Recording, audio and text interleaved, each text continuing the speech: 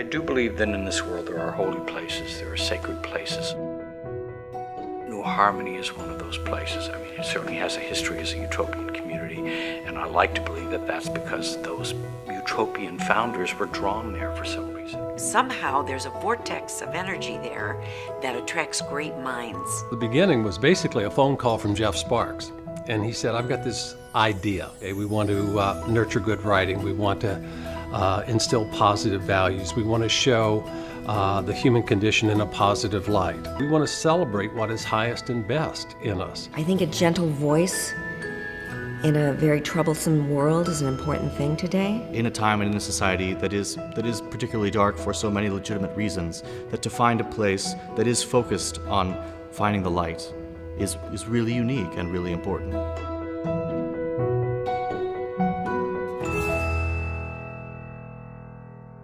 The New Harmony Project is an organization that exists specifically to support writers who write for performance. So that includes, of course, playwrights writing for live performance on the stage. It includes screenwriters and also people who write teleplays.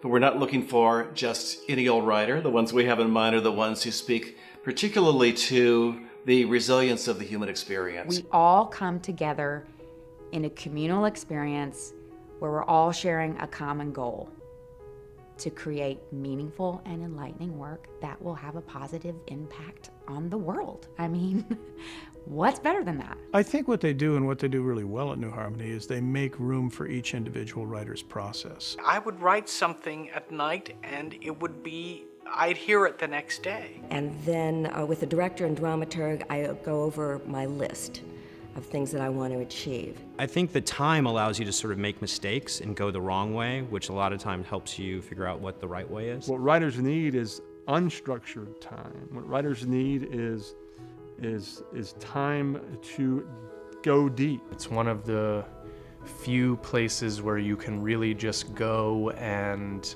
focus on the process as opposed to the product. And in the same way that you never hear about the research and development usually that gets done at Microsoft or Google, you only get the products at the end of the line. The plays that you see in a regional theater or on Broadway seem to come to you fully formed, but they have undergone these long processes. What they've really figured out is that small is good, and intimate is good, and the time and the space without production, without any of that pressure yet. And one of the things that's so profound about New Harmony is the sense of inclusion.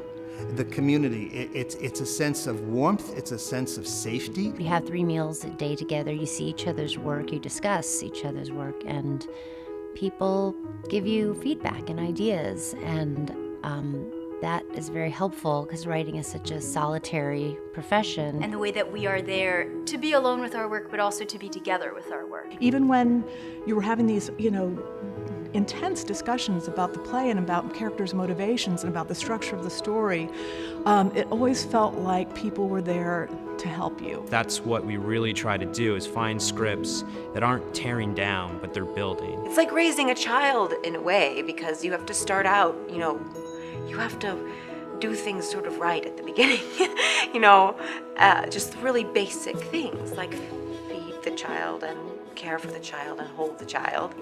And I feel like that's what New Harmony does for a play. What the New Harmony Project does is it pays attention to stories that in the regular theater world may not get an opportunity to be told. I recently described the work of the New Harmony Project to a friend, and I used the term, it's like we're looking for glass half full plays. People need heroes and hope.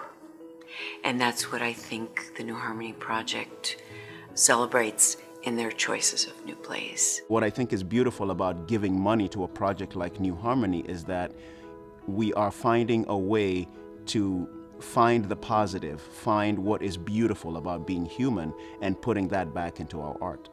The people who are working here are leaders in the entertainment industry, film, television, and stage. I literally take something that I learned in New Harmony and apply it to what I'm doing every week of my life. I really do. And the opportunity to support these individuals and to support these individuals at a critical juncture with very important work in the overall aspect of their careers means that you have the ability then with your donation to make an enormous contribution, an enormous influence on the culture. I think art changes people's lives. I think people have a hunger for art and for stories the way they have a hunger for food or a hunger for love. I think it's a central part of who we are. We want to tell stories and we want to be told stories. Good stories change us. They can change the country. They can change the world.